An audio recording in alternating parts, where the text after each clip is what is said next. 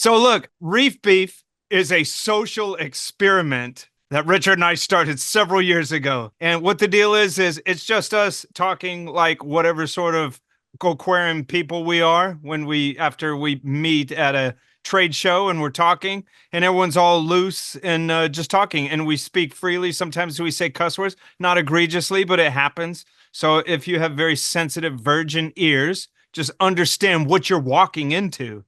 And that is it. And this is Reef Beef.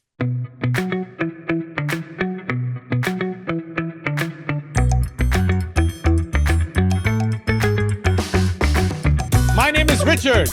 My name is Ben Johnson. And welcome to episode 127. Holy crap. Today, a bunch. We're going to talk a little bit about MASNA. We're going to talk about fish death and clients' reactions.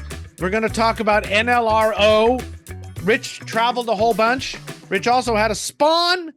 And Ben and I are going to fight again. It seems like a new segment, a Rich and Ben fight.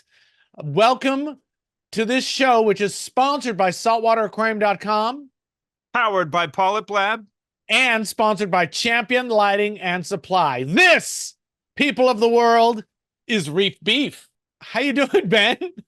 I'm ecstatic is, I believe, the word I want to use right now. You look like if Sabretooth was on the Belafonte. Oh, and on Team Sisu? Yeah. Ben, if you're listening to this, Ben is wearing a Zizou-ish shirt, Team Zizou-ish shirt. He's got epileps. Yeah, no, it's very much a Zizou-ish shirt. He's wearing the red knit cap, although it is a thicker version of it. And he's got his Jesus hair down, and he's got a beard, but he shaved his mustache. It's not permanent. And I just watched Deadpool and Wolverine again, so I'm thinking. Oh, I like that movie. My middle daughter, crocheted this. It looks freaking excellent. Yes. Your daughter's got mad skills, brah. Mad talent. Mad talent. Oh, we have not recorded for a while, and a lot's going on. Any updates from your world? One I can think of is this real nice 4-foot tall tank that I do. Had 2 fish deaths that pissed me off. One, I convinced the guy to buy an Orani tile fish, and it lived for 2 months. And his tank is a coast-to-coast tank, and it had the overflow teeth in it are larger than I'm used to. And the one time when I went there to clean the tank, I was cleaning out it does have filter socks. I was cleaning that out and something poked me when I brought it outside, and I looked and it was like a handful of ligaments and cartilage. Oh. So it had gone over the overflow. Now I didn't, I don't ever really want to impede overflow teeth, but I did take what's called rain gutter guard that I got from Home Depot. Yeah, or Vexar. It's the same kind of thing. Yeah, and I took some time to cable tie it up, and and it how do I want to say, it sort of shrinks the profile of how big those teeth are. It's not going to impede it, but it's like a plastic grating that's smaller that will stop fish from going through overflow teeth. Ben, you said you zip tied it. I usually just run it through like an S between the teeth. Oh, that's another way too. Because then it just comes right out for cleaning. Ka-ding, ka-ding, ka-ding, ka-ding. Yeah, and it was noise. Tedious. Ba-ding, ba-ding. Again, it's at least twice. Ba-ding, ba-ding, ba-ding, ba-ding. Anything else you want me to do? No, just that. For now. Yeah, I cable tied them and then clipped them, and it was tedious, but I was like, dude, because, and I'm not talking smack about the customer, but the customer, he's a cool guy, but he can be, it's one of these difficulties when you do this for a living. He can sometimes be a little emotional, and sometimes depending on how I'm feeling, I can misinterpret that a little bit, because sometimes it feels when we're talking about the aquarium, he'll say something and it feels like accusatory, and I get a little sensitive about it. So, in doing this as a business, I've learned, I bite my tongue on things and I wait, because sometimes I may be misinterpreting something. So, yeah, and then you get on your podcast and you bitch and cry. About it. No, they don't watch this and they would never know. But so the Orani tile was like 2 visits ago. And the last visit, I walk in and I had gotten him this big koi parrotfish, Koi which eye. koi eye. Koi eye, I believe. I've been saying that wrong this whole time. Let Koi us eye. know down below if we're wrong. Thank you. Yeah, there you go. And it had been doing well. It had been doing what I thought was wonderfully. It cleaned up a lot of the rocks, by chewing on it and this and that. And so I walk right in the room, and the first thing I see this damn thing's face with, glossed over eyes. Ooh. And I'm like, dude. And, so normally he works during the times when I'm there. And this time it's, fate just comes in charging hard sometimes. And he drives up into the driveway. I like to do these like circle of life things. So I got the parrotfish out, and he has a big flower bed. So I put it under, rather than throw it in the trash or something, I put it under the flower. If at least it's going to provide nitrogen for some flowers or something. Yeah. And he just goes, "Hey, Ben, how's it going?" And my hands are covered with dirt. And I was like, man. And he goes, "What, we lose another one?" And I was like, yes, the koi parrot. And so he walks into the house quietly, and I'm cleaning my hand. It's crazy. His tank is just banging. And the other fish in there are just banging, and he's like, he comes in with like, why would he do that? What's wrong with the tank? Something wrong with the tank. And I was like, man, I sat here and I checked everything. I'm looking it over. Everything's fine. And the wife did say that she had noticed that the fish had been eating less and had been starting to, some of its ribs and stuff were showing. Um, but and then he just looks at me and he goes, "That's $800 in 2 weeks." And I was like, "Yep."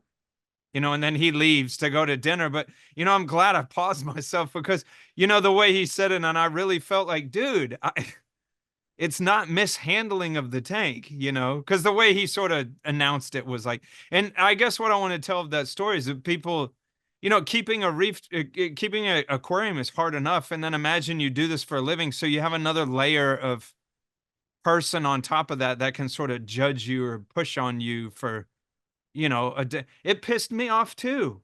That fish was beautiful. Why the hell did it die? No reason I could tell. And what I usually tell clients on that is, which is the truth, is you pull these things out of the wild, and though they eat and they're peckish and stuff like that, sometimes these fish just don't make the turn from being in the wild. Yeah. How long was the fish in the tank? Damn, 2 months, plenty of time to. Maybe it was juiced. That's what I wonder sometimes, but I don't want to lean on that cyanide thing But because you also don't want to tell a client that either because you QT'd it for them, right? yeah. Yeah.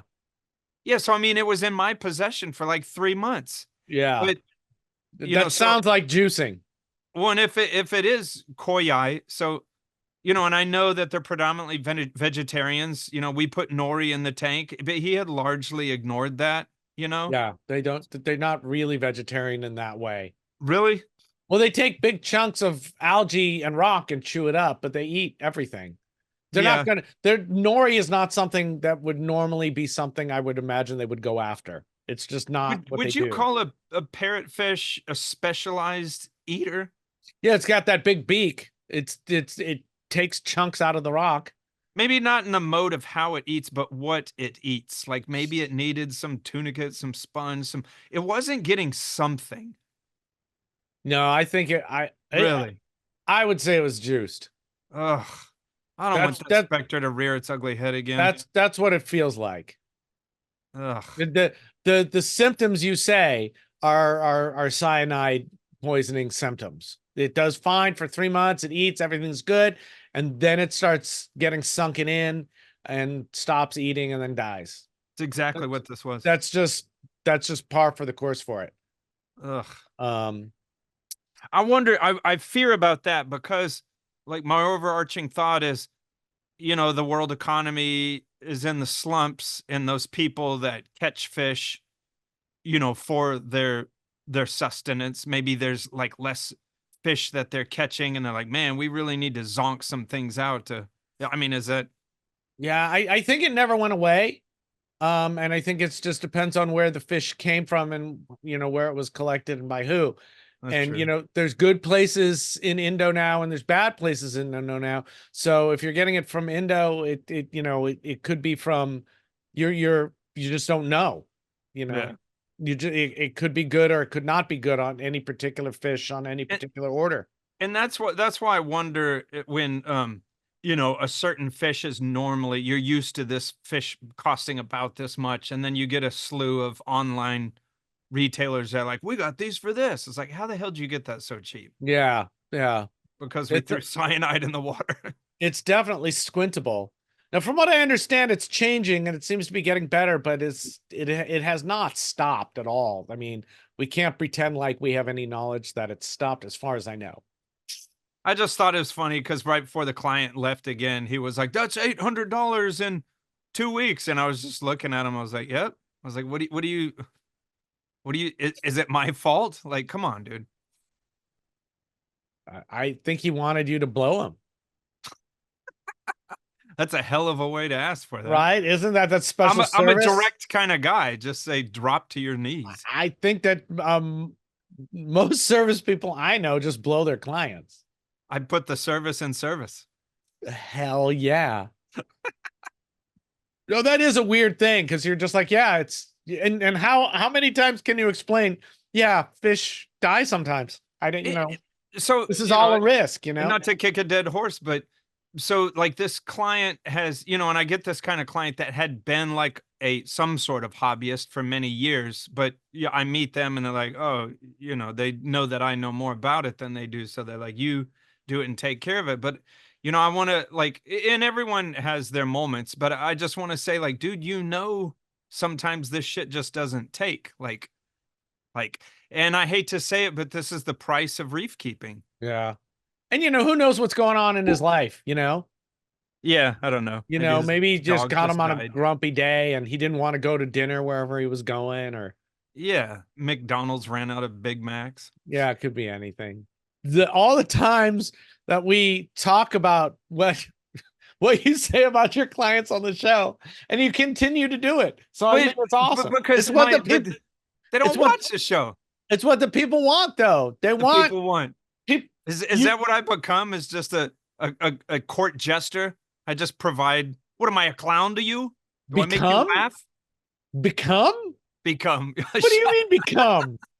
I think that's what makes your part of the show great. I don't know what people think about my part of the show. But your part of the show is great. Snooze fest. I think it might be, but your part of the show, you've always got crazy stories. My favorite story still is Blood and Feces. Blood and Feces. I knew Blood and Feces, because you just dropped it like that wasn't the lead. That was just going to be some fucking a side note you were going to say, and I had to steer you back twice or three times. That's the title of the episode, is Blood and Feces. So Blood and Feces. What I thought was crazier was the stack of 15 Bibles with like a rainbow colored Post-it notes coming out of it.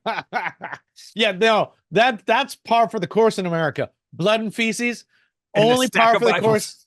Blood and Feces and a stack of Bibles. That's basically the United States of America. This is our fucking our sweeps show where we go back and we just take clips from old shows and talk about and show them, which might not be a stupid idea to do the best of. I missed the 80s. Remember in all the syndicated whatever TV shows where when you just wonder, like the editors or whatever, they're like, man, I got nothing. Let's just do one of those retro shows. Yeah, everyone's on vacation. But Chrissy, actually, do you remember when Mr. Roper? I think we should do that. But we'll have to see what Snowman thinks. And if Snowman likes it, then we'll ask people what stories we should the funny thing is that it appears like a show that it's like, I got nothing, let's just throw shit together. Going back and looking at that archival stuff will actually be more work than what we normally do. We got to find it. Yeah. Well, thanks for what we could do is go into the I'm sorry. Go ahead. What we could do is go into the Discord and ask them, we'll go timestamp. We can make the beefers do the work for you. So fucking funny, because I literally just a second ago said we could ask people what their favorite is. Maybe I'm drinking too much coffee. No, maybe I don't. Maybe I think I explain myself better than I do. Maybe it's not that you're saber-toothed and dumb. Maybe I'm just a jackass. Or This in one right addition, here. I'm sorry, addition to you being dumb, I'm a jackass. I know. And when you put them both together, it's like fireworks. I know. Shit talking with Rich and Ben. Or was it I can't talking wait to shit? fight. It was Talking talking shit. shit. I'm a self-licking ice cream cone. Go. Saltwateraquarium.com. Yeah. Saltwateraquarium.com. Hey, Richard, what you got for saltwateraquarium.com? Well, Ben, I like saltwateraquarium.com because they've been so nice to us over the years. And I also like that they've got 3 distribution centers right here in the United States, which means if I orders me something at about by 11 o'clock in the day, it ships out by 1 o'clock in the same day. And then I get it real quick. High noon. High noon. What about you, Ben? Well, I reckon I like waking up at 3 in the morning, getting up off my horse and checking their online app so I can order on my mobile phone and I get it real quick like. Why do you got to get off your horse to use their mobile app on your phone? Because there's no plug-in on the horse. I got to get down and in the saloon where I can plug my phone in. Makes sense to me. Check them out if you got time and got interest. Saltwateraquarium.com. I'm a self-licking ice cream cone. I'm going to show you some video. You ready for some video? Dude, I was born ready. Now let me narrate to the Yes. listening crowd. Is that hyacinthus? It is. So it's Acropora hyacinthus releasing egg bundles?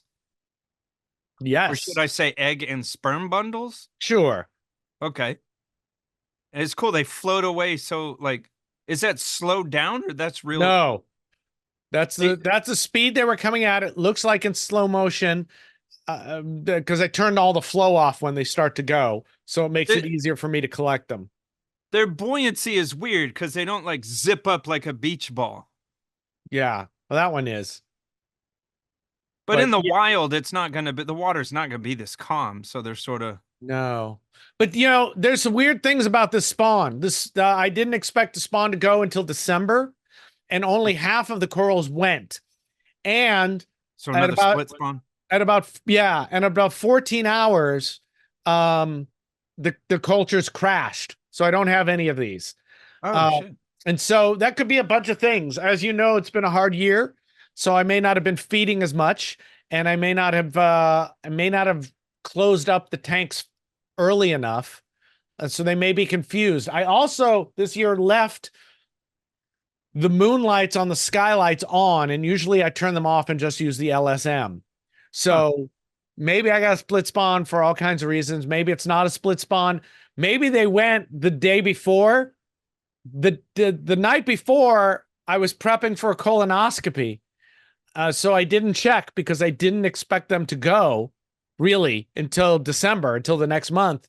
And then the next day I just kind of looked and went, oh shit, they're setting. So wait, the way your tank is set up, they could do this. And if you didn't, turn the water off and all that, like you would never know this happened. You'd never know. Oh, damn. You'd never know. Yeah. You'd never know. Doesn't Chad Vossen make like a little larval trap that can? They do. I mean, there's auto collectors. That's what Ames is working on, is doing a lot of that. I haven't bothered to do any of that because the scale I'm working at is small enough that it's kind of like I can watch it. They've got turbidity monitors. They've got all kinds of stuff. But yeah, I think people get a lot of acro spawns and we just don't see them. I've never seen ORP take a bump at all from any of the spawns I've had. Now, usually I'm pulling most of the spawn out, but I don't think these sperm bundles, from 5 or 8 colonies in a 500-gallon system is enough to cloud it. That's true. And I remember I had asked you that last year, if wouldn't ORP move or something. And yeah, it's not like a coral that ejects sperm and then eggs, or the other way around, that they really bukkake on everything. It's like they really fill the water and change it. I saw Meckley last weekend, and he was telling me about his I guess it's a Cantho spawn. I don't remember. I think they changed the name, but he was talking about that, and they didn't catch one, and in a 150 gallon system, it just made soup. Yeah. So I still have that client, but I have a client that had 4 really big tridacnas in Oh it. And yeah. the tank itself wasn't that big. And it's crazy. They did this for like 2 years, like every few months, and they would turn the water to soup, but it never adversely affected. I guess I had it set up good, but it would make the water soapy. Yeah.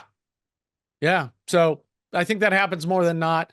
Um, we'll see what happens in December if we get a spawn. With my new brain, I am a lot less crazy about this year. I do want to spawn though, because the new system's all set up. It's all finished. I've got the filters running. The water is clear in the spawning tanks, not in the spawning tanks, in the raising tanks. So I'd like to use them. But I didn't have it together this year, as you know, and I didn't get gravids. So I was just relying on these hyacinthus. I'm thinking next year I might get, or actually I'm thinking next month, I might get corals from the GBR if I can and put them on my own, Wiener. on my own wiener, on my own timing. I also think I might go with some LPS this year. Really? And see what happens. Why not try something? Sort of. Well, it was like, oh, well, why not try something else? Yeah. But we'll see how it goes. We'll see how it goes. Because I'm still got a lot going on. The decks are almost finished. I'm almost done with all the construction at the house. Then I can start thinking about that other tank. I want to bring you out here to start to make everything cleaner and make more sense. And that's definitely a 2-person job with somebody who knows what's going on, because stuff, running 500 feet of RO cable and wanting to color code it. If I do it by myself, I'll get frustrated and it'll all be the same color. So you just want to bring me there so we can both get frustrated and film it and make content. Exactly. So yeah. So the spawn is cool. I think people should do it. Like we said, Sanjay tried it and he got some corals to spawn. He didn't care about raising them. Yeah. He just wanted to see if he could do it. And yeah, you can. I think. God, is that what he does with the children he made too? Yeah. Yeah. He's like, cool.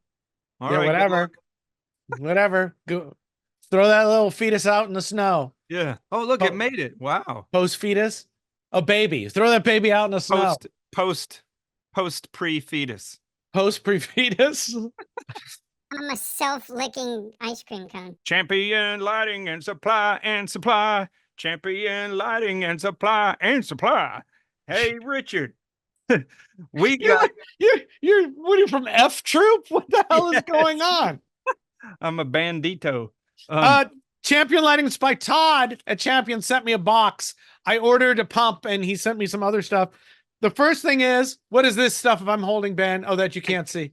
Oh, there you go. It's a roughed up corrugated cardboard used for packing material because Champion Supply loves Mother Earth. Mother Earth. So Todd sent me a bunch of stuff, Ben. Blue Line. They've got packaged color changing resin. I think this is my fault because he used to have people pack them up for me in single pack use packs. Granular activated carbon as well, which is awesome because again, just opening it from that pouch makes me happy rather than having a 5-gallon bucket. And citric acid as well. There's a bunch of other stuff in here. There's stickers and some other Blue Line stuff, but I think we'll save that. A bunch of tools that they're doing, but we'll save that for another one. They also now got Reef Beef stickers. So if you get a sticker from Reef Beef in your next order, let us know about it because we're excited about that. And Ben, where do people get in contact with Champion Lighting and Supply? Championlighting.com. There you go. I'm a self-licking ice cream cone. Is there anything else about my system that's changed? I ordered a Hydrosol to replace or to try replacing the Comer. How do you say that? Comer? Comer. I think it's Comer. I hate this that everyone says it differently and it's not even Latin. But that's going to go in the cabinet outside as well. And cool. Then I got to see what's going on with all of the everything else. Everything else is great. Tank's doing great. Oh, it looks like I'm coming in for a major haircut. I'm starting to get some Setosa that has been shadowed. It finally kicked off. So it's like, oh, either either I commit and really let it become a block of coral. The tank is so full. I love Setosa though. I've got it other places, so I'm not worried about losing it all. But the middle section has grown and grown and grown forward. So you know that in the back it's got all those hammers Yeah. and frog spawns. You can't even see them. Oh man. Yeah. So And then to a certain point, if you don't trim it, like you don't even know if they're alive or dead. yeah, exactly. Oh, something I just thought of. I tried, we talked about potassium hydroxide. Yeah. And I like potassium hydroxide a lot because if you get it on your skin, it's the 10% stuff that we linked before. It doesn't really burn you. Oh, well, that's always good. Right? Because it's actually sold as a homeopathic wart remover thing. Are you serious? It's not homeopathic, but that's what they do it yourself wart removal. Yeah, and you can get it on Amazon. And I've had it on my skin and it gets a little soapy, but it doesn't feel like it's burning or anything like that. And what are you wash more it right scared off. of? That or sodium hydroxide? Well, I got some sodium hydroxide and I'm more scared of it. Me too. Some people on Bay Area Reefers were telling me, and even on the Discord, were saying they use sodium hydroxide and that it's more of a punch. And I said, that's exactly why I was trying the potassium hydroxide, because it's less of a punch and I don't want a real punch and I don't want to recommend a real punch. But I got some sodium hydroxide, 2N. Same thing. It's just adding sodium really to the tank. So you have to add a lot to make a real difference, more than you're going to. And I used it. I didn't get any on me, so I can't report what it feels like. And I can't find anybody who will tell me what it feels like. I use it to reconstitute deionization resin, and I got some on my truck, the front part. Freaking ate some of the plastic or the finish. What do you know how powerful it was? Very powerful, because when you're reconstituting the deionization between the muriatic acid and the sodium hydroxide, you use it very strong. Yeah, so I think this is less strong than what you're using. Okay. If anybody knows or has anybody got it on them, let me know. Oh, wait, dude, we gotta put a disclaimer to that. Don't go out and do it just for me. Don't do that. Yeah, but what? Okay. But if you've gotten hurts. Richard, it hurts. It's burning right now. It's burning. I'm in the hospital. But if you've gotten the 2N on, because a lot of people or some people use it, and most of the time they said when they use it, they wear PPE, eye protection, face protection, gloves, the whole deal. Anyway, I used it. It packs more of a punch. It is more powerful, which means I'm way more scared of it. But here's a good question, because I have easy access to it. And and I'm still fighting those Palithoa in that one tank. But okay, so my concern would be, you inject either potassium hydroxide or sodium hydroxide, and which one of those would be less, you're injecting that into your reef tank. So which one would have less of an impact? They're about the same. The amount of potassium from potassium hydroxide you're adding is almost minimal. I mean, if you're talking about, 10, 20 mil of it, who cares? Right. And it's the same with the sodium hydroxide. You're just adding a little more sodium. It's not going to be enough to change anything. But I would check what strength sodium hydroxide you've got, because the more it's stronger, the more you're asking for problems. But if you wanted to use it on the Pallies, I'd be interested. I can say you can just get it, the 2N stuff, off of Amazon. Okay. But I'll send you a link. But then, if you're using it. No, it's classic Ben. So what I need to keep in my head is, hey, right now, kill like 5 to 10 Pallies and walk away. Absolutely. Because my thing is always, I get excited and kill more. It's like, no, dude. Yeah. And I think you could probably just put it on top of the Pallies, wait 45 minutes, and then start them up instead of injecting. Yeah. But that's something to try. I mean, it really wipes stuff out. But if you get that on you or on your stuff, watch out. Watch out, mofos. I'm a self-licking ice cream cone. PolypLab. PolypLab is the place to be. Bring your honey to the tree. PolypLab. PolypLab. Keep going. That's the end of the song for you and me. But just know this, that PolypLab is the place to be. That's pretty good. PolypLab. I'm still loving their gluelets and the Genesis block. The gluelets are really nice. I used some the other day because they. Oh, and I also like their screen, their thing for their phone, the filter. I use those three things all the time. What about you, Ben? But I've been for some reason I've been on a Genesis block kick. I just ordered a bunch more because I don't have to say the other companies that makes the big block of biomaterial, but it crushes and I just can't do that anymore. So I've been replacing all that stuff with PolypLab. And the great thing about it is, people watching, is if I get a new system and I want to inoculate it, it's so easy to transport those and boom, I don't need to get involved in the whole bacteria in a bottle thing. Yeah, it's great. I love that the hobby has finally made a product that we're coming back around from, back to the 2007s and 2002s where, we don't necessarily need live rock from the wild. You just need a good way to inoculate your tank from a tank that's got good bacteria. So the Genesis blocks, really nice way to do it. Take us home, Ben. Yes, sirree, it's PolypLab for me. Yes, sirree, it's PolypLab for me. Yeah! I'm a self-licking ice cream cone. I'm going to keep going because I was traveling. I traveled. I went back to the East Coast. I flew back for the election. I guess we had an election while I was there. I don't really know what happened. I don't know what happened. I'm not paying attention. New brain doesn't care. Yeah. Also, what are you gonna do? Yeah. There was scream into the void. There was a majority. We're done. It's fine. I gave a talk at Pratt University with Randy Donowitz's students, and that was pretty great. I just talked about cool things in aquariums that I've seen. And then we talked about doing what you love as a job. And my main advice was that be careful and make sure you keep some of the thing you love for yourself. Yeah. Otherwise, you will hate the thing you love, because I've done it several times. You turn what you love into a labor, and then then you don't love it as much. It kills it. I felt good. I had something useful to say to art students. And then went out.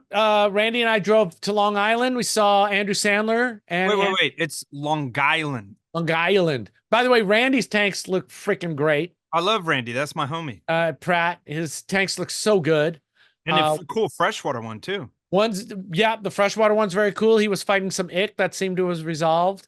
In his SPS tank, I was looking at it and I went, you got flatworms on that piece and on that piece. Macro-eating flatworms on that piece and that piece. He went, no. And I went, yeah. And there wasn't even the bite marks. You could just tell, right? It's one of those spider experience that after you just go, yep. And we dipped them and absolutely had flatworms on the two of them. No way. And on nothing else. So I felt pretty good about that. Good. But given that his tank looks great. The softy tank looks so good. Awesome. And we got to have him on to talk about the Aptasia in a Jar program they have. Hell yeah. But then we went up to Long Island. And Andrew Sandler hosted us. He was very cordial, very great host. We had lunch with him. I love his movies. That's Adam Sandler. Andrew Sandler. Yeah. And his 17,000 gallon tank looks pretty great. Cool. It looks pretty great. It's interesting because it's below ground. That's crazy. It goes down. And so it comes up to like my top of my head, but it goes deeper under the floor. And that does a weird optical thing. I'm not sure. I'm not sure if I'm in love with it. It makes the tank feel a little smaller in a sense. But who cares about that? He's got a 17K tank in his house. And it's awesome. And his lab is awesome. And the corals are just amazing. The drop-off tank looks great. He's got a 2,500 gallon tank he's putting in his office that's almost ready. And I met most of the guys, Joe and John and Max and Yalson. and we got to see what they're doing there, and it's great. It's great, and he was a remarkable host. It was really wonderful that he took time to hang out with us. We were there for like 3 hours. And then we drove up to Riverhead to the Long Island Aquarium. And so Joe Yellow. Did he fall asleep while you were there? No. And his tank, as you know, was reset 3 years ago. It's insane. And then 2 years ago, we started adding SPS. And it already looks banging. Fucking believable how much growth he has had in 2 years. Here's my thing is I think unbelievable. Joe knows what he's doing. I think Joe knows what he's doing. Simple system, some trace elements, caulk, and what I think has made the difference this time is flow. I think that's why it's growing in so fast. He's got a bigger abyss cannon, so he's got a lot more water motion than he used to have. And also he chopped all that stuff out, right? So the flow can get everywhere again. Yeah. But basically he's, he runs a tank like you and I would run a tank. Nothing crazy. Water changes, caulk, a little bit of trace, and go, and lots of flow and light. And it's astounding how much like a real reef it looks. I feel embarrassed to say that I have not stood in front of his tank yet, and I cannot go to my grave without doing that. And then then I woke up the next morning at like 5, and Joe and I went out and photographed some eagles, which was pretty cool.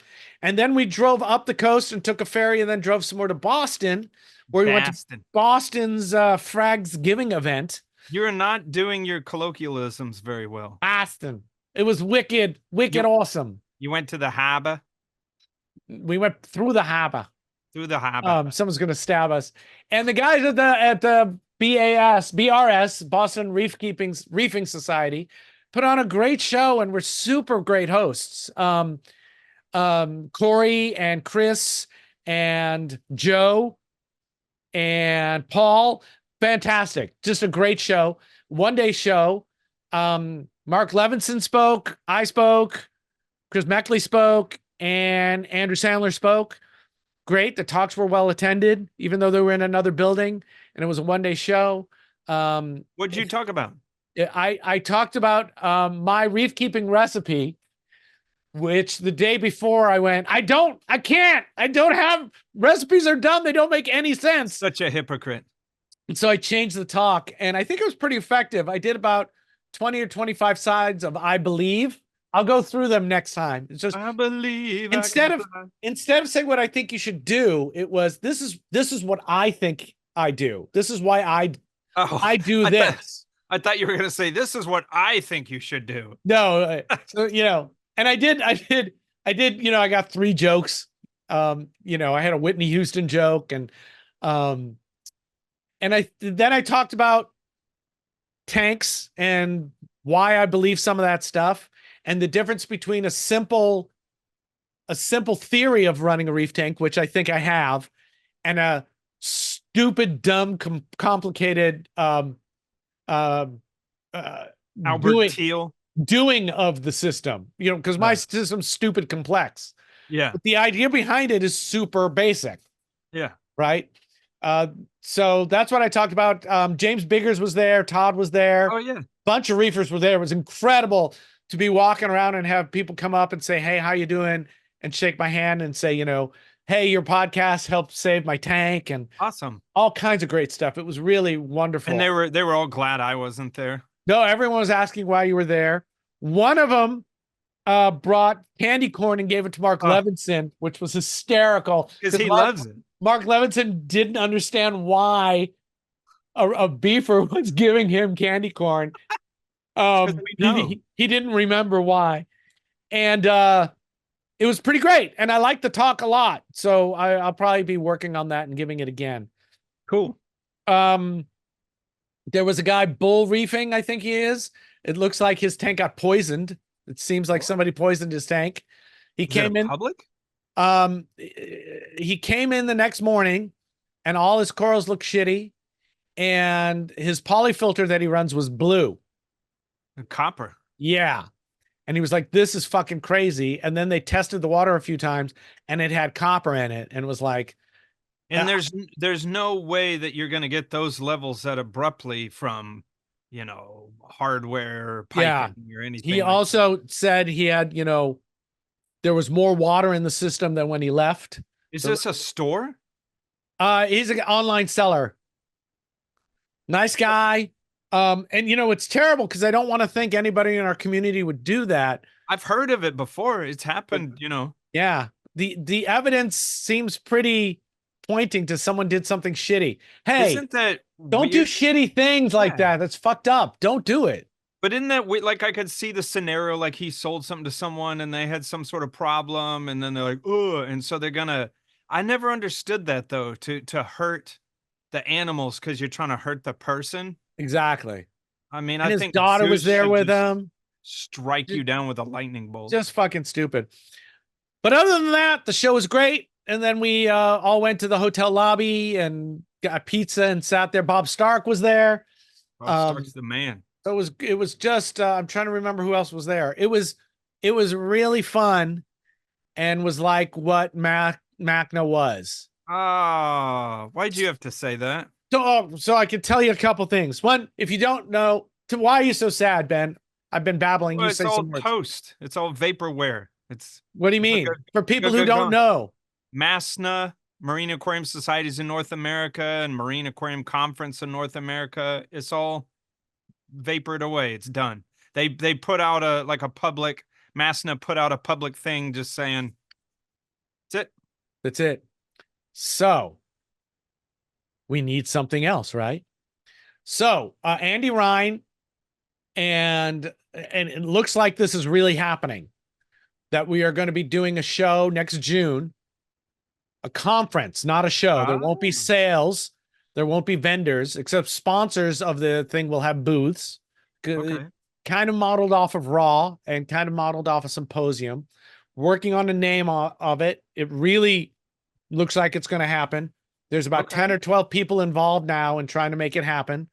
And if it happens, you need to go. Okay. And we'll go to New York first, and we'll visit Andrew if he'll have us, and we'll go visit Joe, who already said he'll have us, and then we'll go up to I guess it's Rhode Island, which is only a 4 or 5 hour drive. Yeah. So we'll fly into New York, we'll visit Randy, and we'll do the same thing I just did, and then we'll fly home from Rhode Island. And plus, I won't have any feet, and I'll be 50, so I deserve it. Yeah, you definitely deserve it, and it'll be a Reef Beef trip. It'll be really cool. We'll do it. So.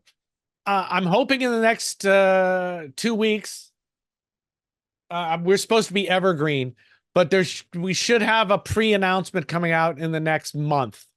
But we've been told that we could start talking about it. And so it'd be like 100, 150 people. It'll be 4 different speaker tracks, with some studies and experiments that are funded before the conference. So there'll be information just for the conference, and it's all in one place for the whole weekend. It's like camp.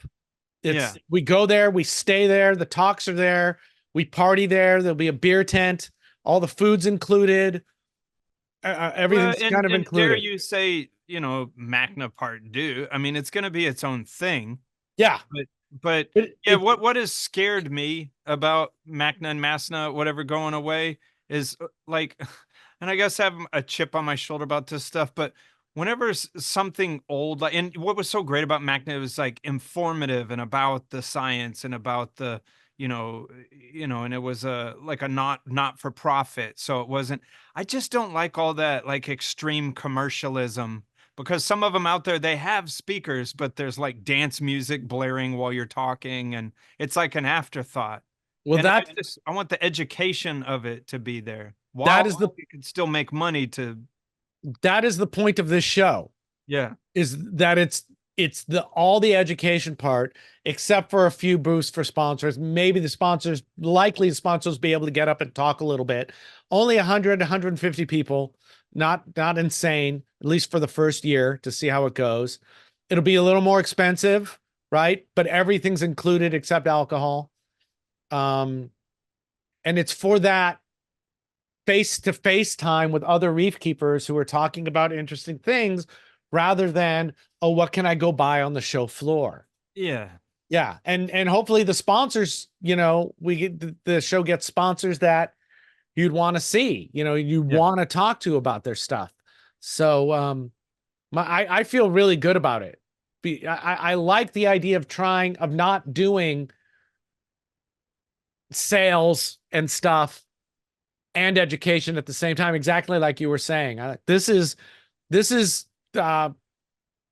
the part that really I went to MACNA's for, was for Do you sort of feel like, not like we have to hash all this out now, but what was MACNA imploding like an inevitable thing? Is it this like growth, like, and it just got so big that it burst? I don't think so. It could have been, the growth could have been managed, but if the bubble got so big it was mismanaged, it would certainly pop, and that's what happened. There needed to be some approach changes. But I think it feels to me like the people who took over after I stepped down, I didn't want to be part of the direction it was going, that they misunderstood what made MACNA, what made people want to go to it. Yeah. And they made it more of a show for sales to make sponsors happy. And I think we've got that enough. We don't need more of that. And I think the public agreed and didn't want to do it. It was like, meh. But we'll see. Maybe this thing won't even happen. And maybe if it does, it'll be a huge failure. I don't think it will be. I think, bro, don't say that. Well, I want to be realistic. Yeah, I know. But I don't think it will be. It's a different model than what the shows are doing right now. And I like different models because the same model everywhere is boring. Then it doesn't matter where you go because it's the same model. And what made MACNA so great was it was a different model. But there was some pressure to make it like all the other models. And then the offering for this year that didn't happen, I thought was just the same model as every other show with a little thing tacked on to Friday that didn't make much sense. Which is crazy. You have so many trade shows, for our industry now. And then, you want, like I said, each one would have like some sort of different take on everything. And well, I think it's like what you see in the social media world, people wanting to be bigger than the thing they're doing can be, it's one of the reasons we don't try to get bigger. If we try, what wider audience can we possibly appeal to? We know the size, we're still growing. We're almost at 3K on YouTube. Although I saw that. I quit looking at it for a while. Yeah, because it wasn't moving for a little while. Now it is. Yeah, well, it was moving slow, but we really don't care about that metric. That's not.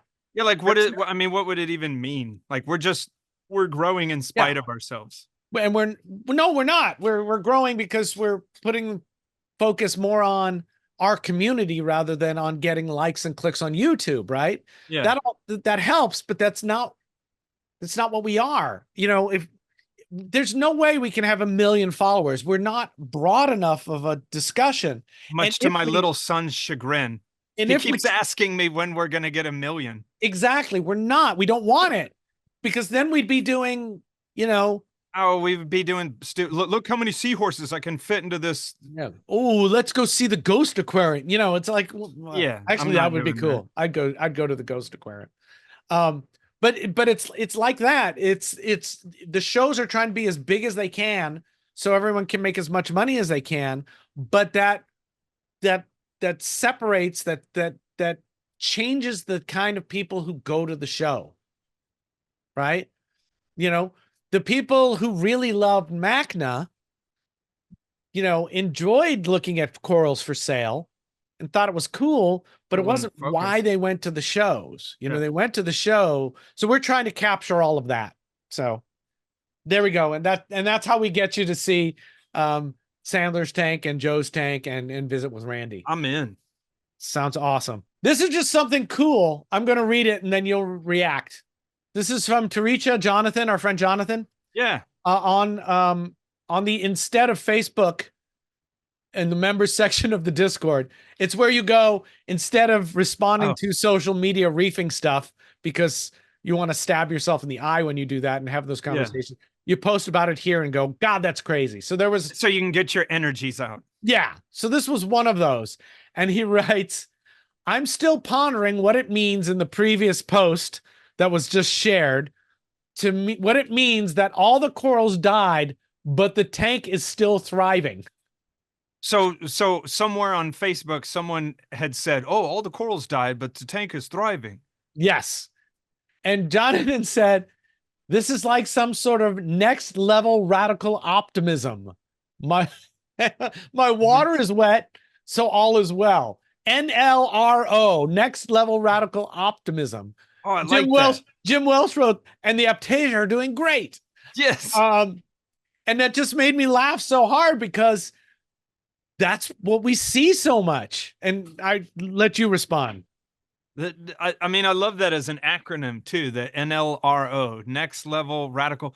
But it makes me think that the person writing that, first of all, doesn't really know what they're talking about or doing. Because what the hell?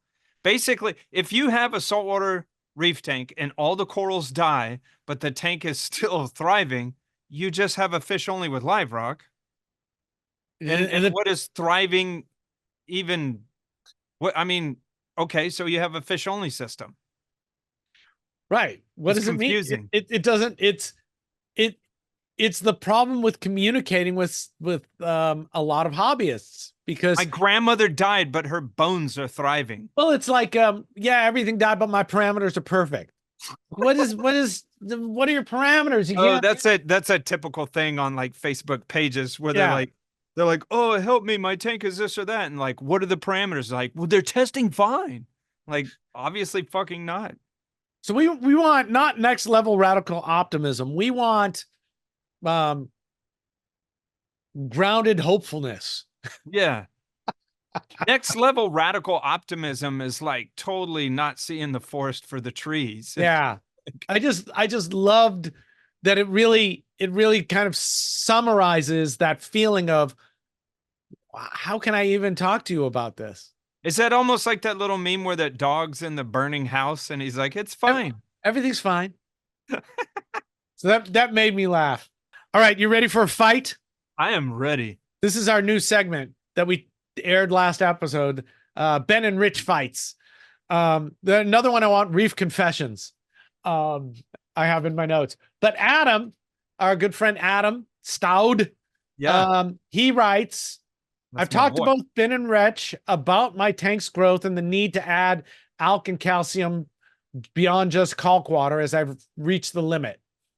I think it would be interesting and likely helpful for me and others in my situation to have you two debate your two preferred solutions for calcium and alkalinity. Ben is trying to talk me into Alpha Reef, which has merit and simplicity, and I can see the benefits of introducing that. However, Rich prefers a calcium reactor, which has problems on occasion, but generally very low maintenance when things are working well. That's it. So fight, Ben, fight. So I have a client with a geo calcium reactor on it, and I think I've been running it on his tank now for 2 years, and I really had some trials and tribulations in the beginning, getting it all dialed in, and obviously I messed with calcium reactors in the 90s and then a little bit in the early 2000s. But even though I still know a lot about them, I walked away from using them for a long time. And so, a lot of those trials and tribulations were me wrapping my head around everything again. But they've certainly massively improved since the 90s. And, having just left it alone for a while, that guy's tank grows coralline like nobody's business. And the corals are great. Now, there's so much fiddling involved with it, though, because I would say there's more components and there's more things that could go wrong. I do like Alpha Reef. I do like dosing, and people that dose, there's people that dose all sorts of shit. Been using Tropic Marin Alpha Reef. It's not the perfect thing in the world, but I like it from my standpoint because, and again, I'm not a chemist. I've read through the literature. I mean, I see how they've worked it all together. what is it? The calcium gluconate, I think it is. Bromate. Bromate. Fromate. Fromate. I think it's So fromate. it takes some bacterial. They get stuff that deals with the alkalinity, the calcium, trace elements, and magnesium all in one liquid. And at first I was like, how the fuck are they doing that? Well, it's through some bacterial action that sort of binds up. I don't know if you could use the word chelate for that. That you get it in the system, bacterial action liberates some of it. That sounds like a bunch of gobbledygook, but I've been using it for like 3 years now. You don't understand a fight. Fuck you, Ben. You're wrong. It's more simple.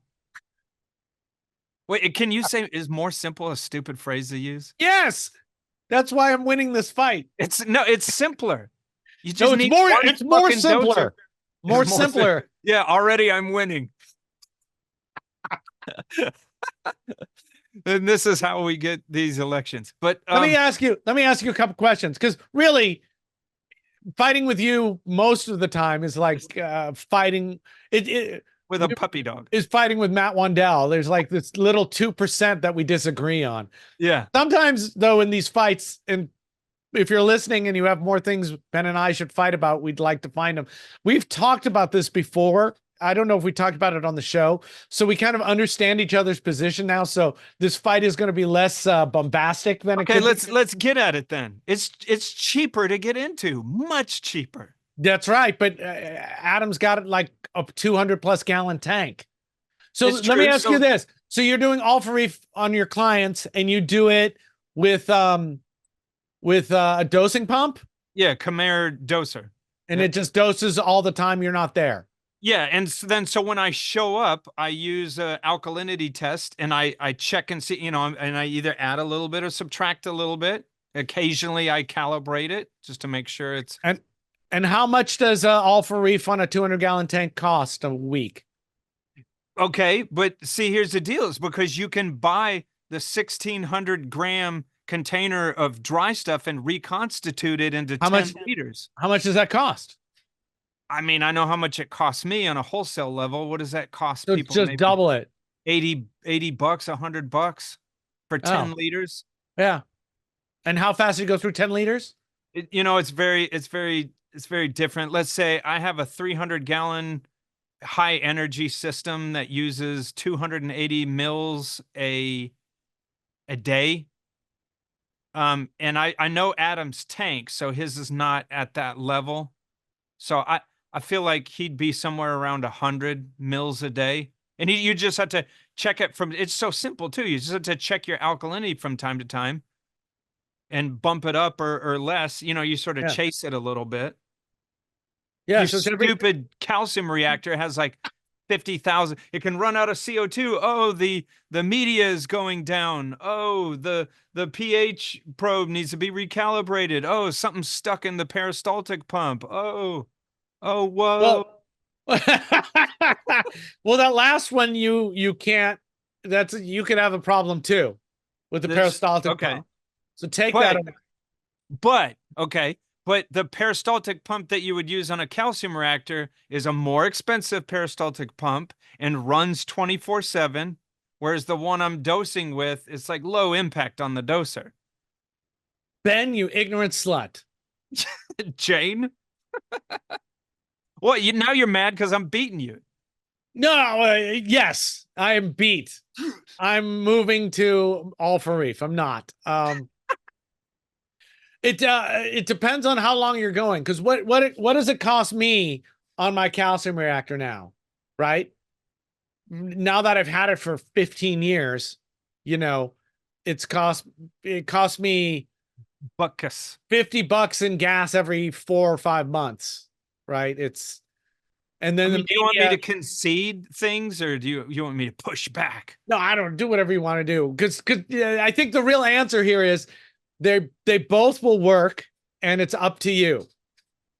Man, I'm telling you, if you get the good equipment, the right equipment, like you gotta sit down and write up everything you need for a calcium reactor, because it is quite high. But because in my opinion, if you use like a shitty peristaltic, if you use the equipment that's not so great, it's a nightmare. Absolutely. Well, so is everything. Yeah. So what I'd say first in your situation, I would rather do the Alpha Reef, right? Because there's less complexity, so there's less that can go wrong, and it just makes sense to me. I think on a home system, I almost never check my calcium reactor. The system does it. I don't have to do shit.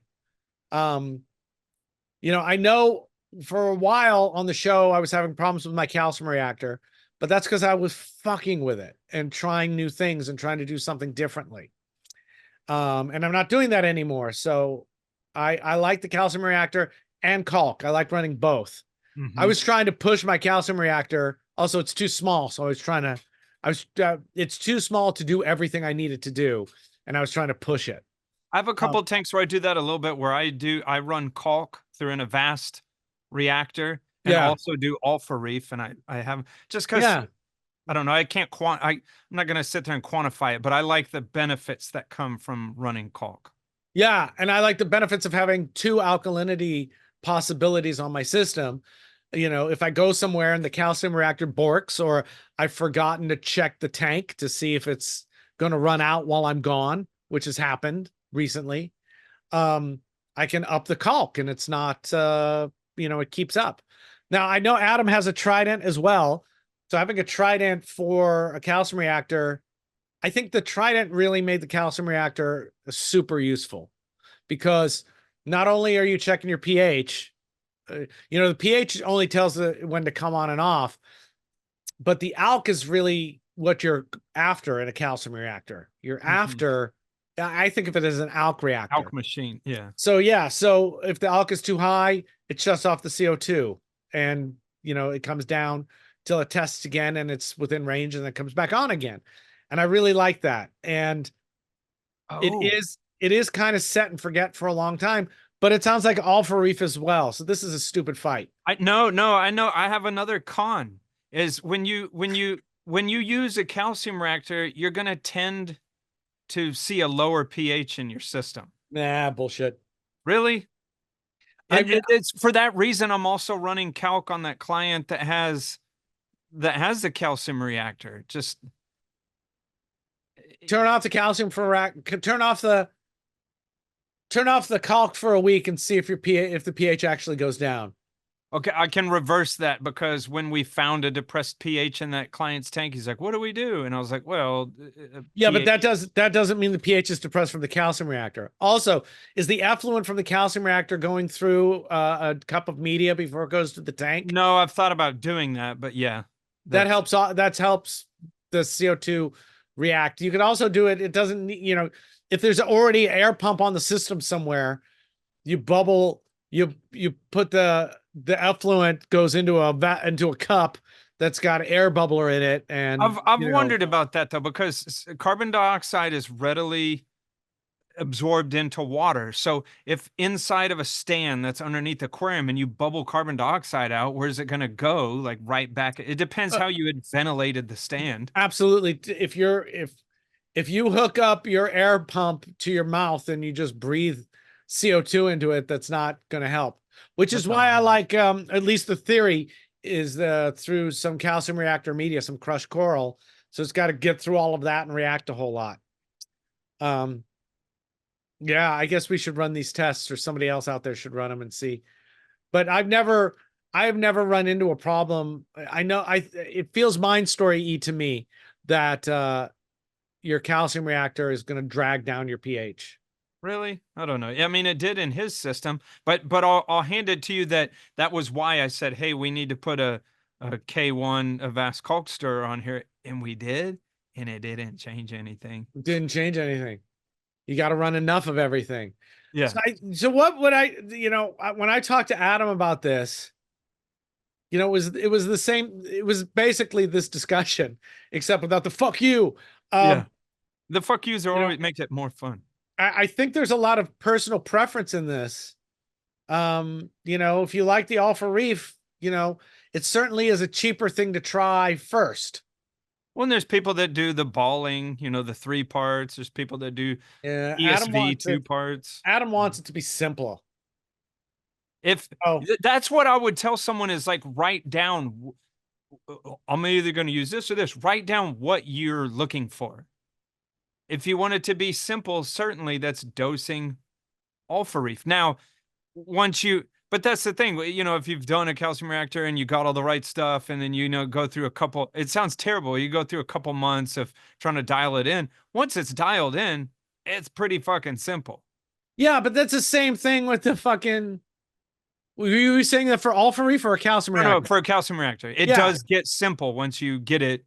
Yeah, just like everything. And I wrote down here when you were talking about, you know, you went through trials with calcium reactor. You went with trials with alpha reef as well.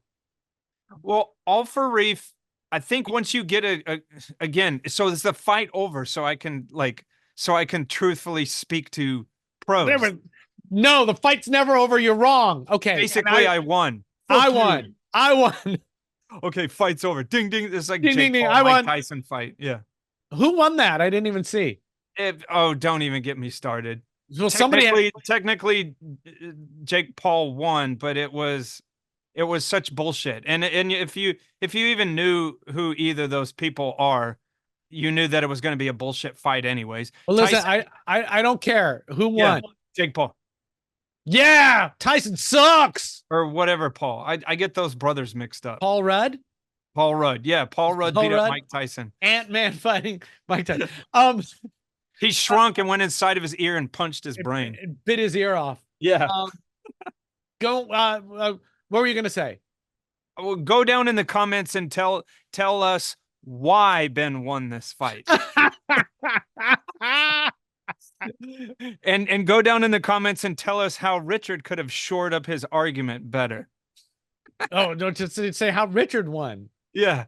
But what is the, there's something weird about that guy's tank in the calcium reactor, because I spend a lot of time running all these alpha reef ones and then this calcium reactor, and you know how each tank is unique, but dude, that guy's Coraline is taken off like unlike any of the tanks that I do the alpha reef on are doing well, but there is something about a calcium reactor that makes Coraline explode. So I used to say, you know, after about 200 gallons, a calcium reactor seems to make more sense than the 2-part.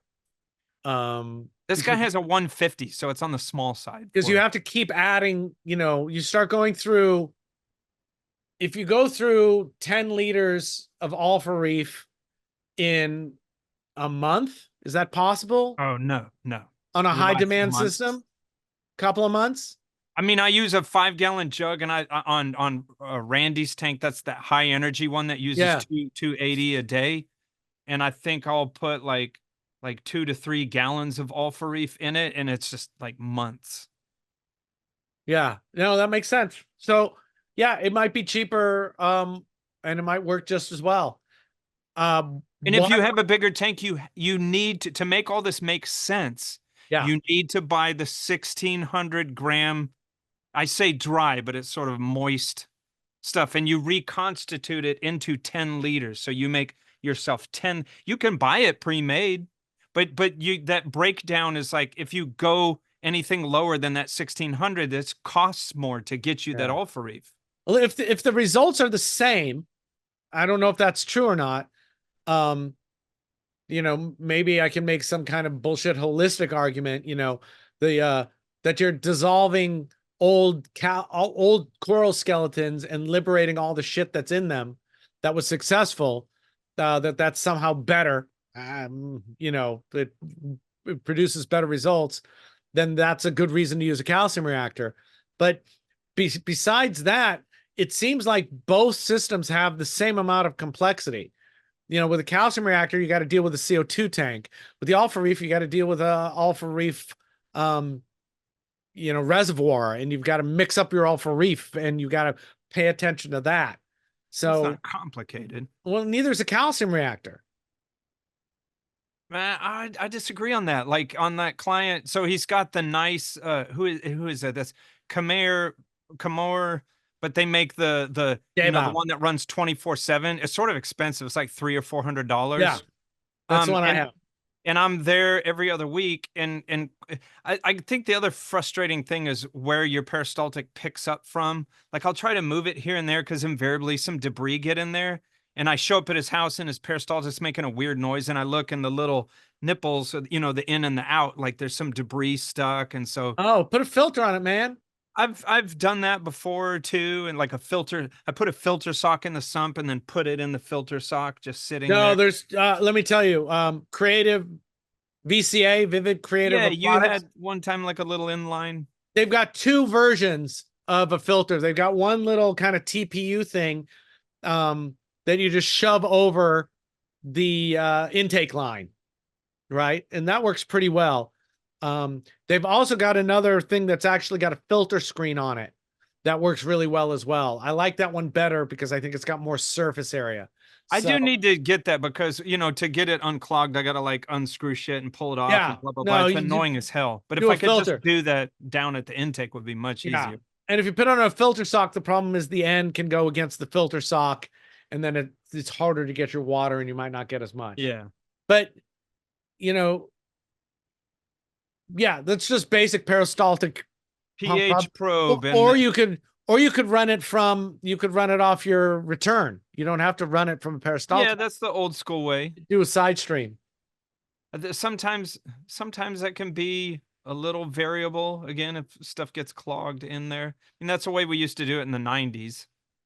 Yeah. No, everything's got a price, right? Yeah. I still say that dosing all for Reef is with any of the things that I know that can happen with it. It is less complicated. But again, like you said, I need that for my maintenance because if I was a home hobbyist and I had a tank bigger than like, let's say 200 gallons, I could see using a calcium reactor. Yeah. But yeah, if I show up to a client and it's like I'm just sitting there the whole time dicking around with their calcium reactor, and then I've essentially done nothing else to the rest of the tank because time is money. That's not. And then you've got to clean the calcium reactor once in a while too. Yeah. But like I've never adjust my pH probe. Really? Never.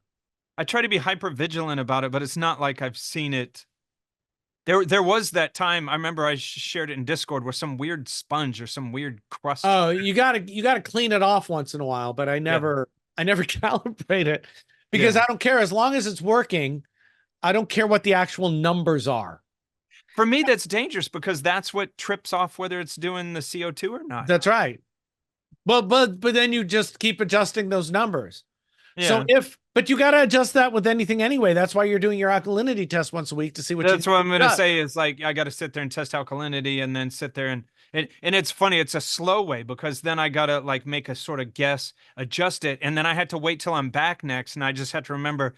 Oh, so it was though, and I did this, and so where are we now? Okay, cool. Yeah. Or oh shoot, I got to back up more, or oh, I got to add more. So it's like ongoing. Some people write it down so they don't have to remember it. But me, I'm smart and I remember everything, and I'm that's with it. Totally, we know true. this. That's we totally know true. this about. Listen, I can win this fight, the pseudo fight right now. There is crushed coral in nature. There is no alpha reef in nature. You didn't know there's like a boom. You didn't know there's like a German guy in a white lab coat like dosing stuff on every reef. There's a little German homunculus, a little tiny white coated homunculus. Like a fairy, like a brownie. Werner von Braun.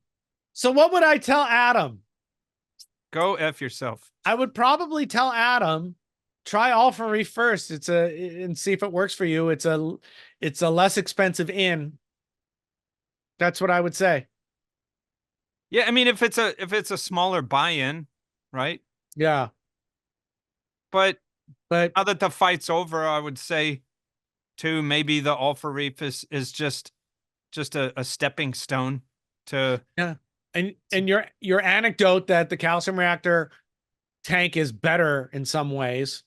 God damn it, it is. It is, right? I don't know what it is, but like it's just. Listen, if you've made it this far, then you're either passed out or you like what you're watching. Well, you were masturbating. Yes, you passed out.